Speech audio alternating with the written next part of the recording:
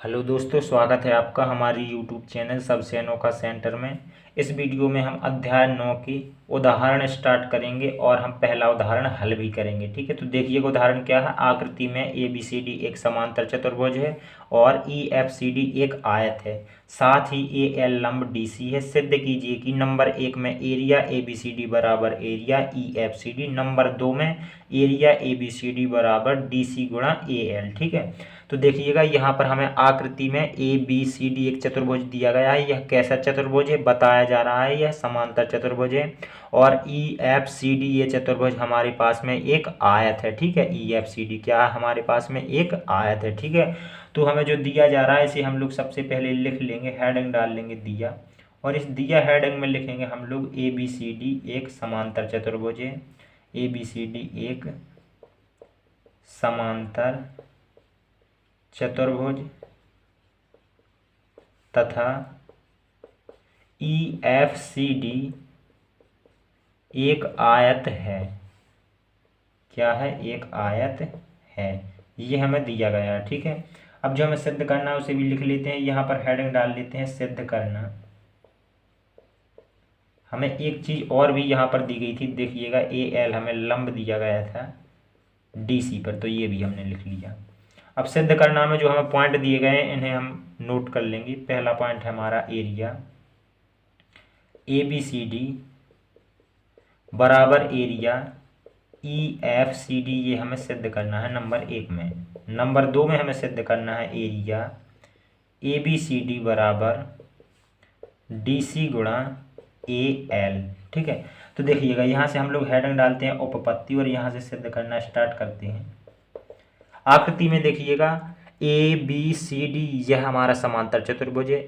ई F C D यह क्या हमारा एक आयत है, और हम लोग जानते हैं आयत वर्ग समचतुर्भुज ये सभी क्या होते हैं, इन सभी को हम समांतर चतुर्भुज कह सकते हैं। ठीक है, तो यहाँ पर देखिएगा ई एफ सी डी और ए बी सी डी इन दोनों के शीर्ष क्या है, ये वाले शीर्ष क्या है, एक जैसे हैं। यानी कि हम कह सकते हैं जो हमारे पास में चतुर्भुज ई एफ सी डी हम समांतर चतुर्भुज कह सकते हैं इसे, चूंकि यह है तो आयत को हम समांतर चतुर्भुज कह सकते हैं। तो हम कह सकते हैं ई एफ सी डी और ए बी सी डी ये दोनों समांतर चतुर्भुज एक ही आधार पे हैं, चूंकि इनके शीर्ष कैसे हैं, एक जैसे हैं। ठीक है, तो यहाँ पर हम लोग लिखेंगे, यहाँ पर लिखेंगे E F C D, E F C D, E F C D तथा A B C D, A B C D समांतर चतुर्भुज,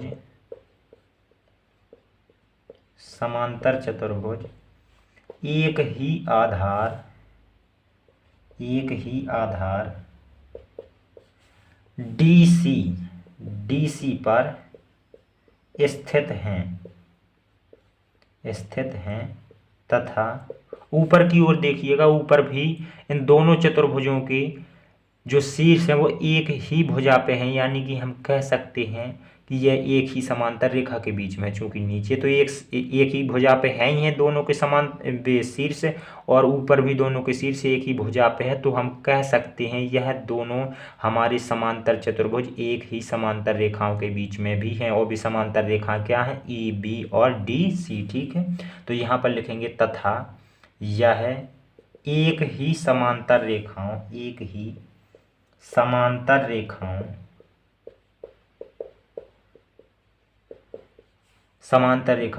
बी और डी सी के मध्य स्थित हैं। और हम लोग जानते हैं यदि दो समांतर चतुर्भुज एक ही आधार और एक ही समांतर रेखाओं के बीच में स्थित हों तो उनके क्षेत्रफल कैसे होते हैं, बराबर होते हैं। ठीक है, तो यहाँ पर हम क्या कर सकते हैं, इन दोनों के क्षेत्रफल बराबर कर सकते हैं। तो यहाँ पर हम लोग लिखेंगे इसलिए area E F C D बराबर हो जाएगा area A B C D, और यही तो हमें पहले पॉइंट में सिद्ध करना था। ठीक है, यहाँ पर हम लोग पहला पॉइंट डाल लेंगे, चूंकि हम पहला पॉइंट हम सिद्ध कर रहे थे। ठीक है, तो यहाँ पर लिख देंगे इति सिद्धम, क्योंकि ये हमारा पहला पॉइंट सिद्ध हो गया है। और इसे हम लोग क्या करेंगे, इसे समीकरण फर्स्ट मान लेंगे। और अब हम लोग दूसरा पॉइंट सिद्ध करेंगे, तो यहाँ पर दूसरा पॉइंट हम डाल लेते हैं।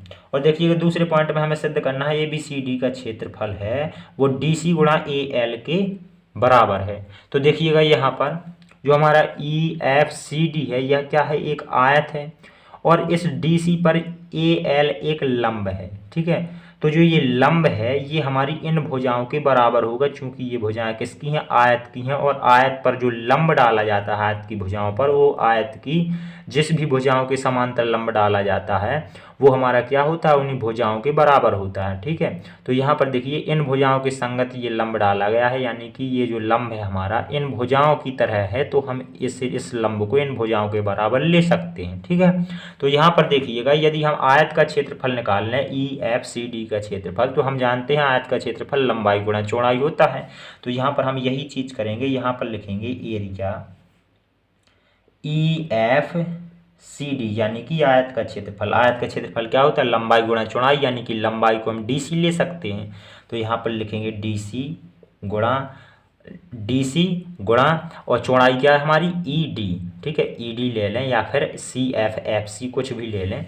तो यहाँ पर हम लंबाई ले लें ई डी। और देखिएगा यहाँ पर अब हम लोग क्या लिख सकते हैं, area E F C D बराबर डी सी गुणा ई डी की जगह पे क्या लिख सकते हैं, ई डी की जगह पे अभी हमने बताया था कि ये लंब जो है हमारा इन भुजाओं के बराबर होगा, तो ई डी की जगह पे हम लिख सकते हैं ए एल। ठीक है, तो यहाँ पर हम लोग लिख देंगे ए एल, इसे मान लेंगे समीकरण सेकंड। और यहाँ पर देखिएगा हम लोग लिखेंगे समीकरण फर्स्ट व सेकंड से। तो यहाँ पर देखिएगा समीकरण फर्स्ट में हमारा क्या है, ए बी सी डी का जो क्षेत्रफल है हमारा, ए बी सी डी का क्षेत्रफल वो ई एफ सी डी के क्षेत्रफल के बराबर है।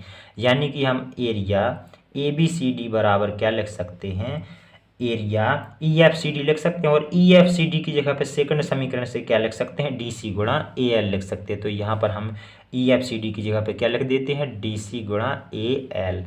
और देखिएगा यही तो हमें दूसरे पॉइंट में सिद्ध करना था। ठीक है, तो यहाँ पर हम लोग लिख देंगे इति सिद्धम।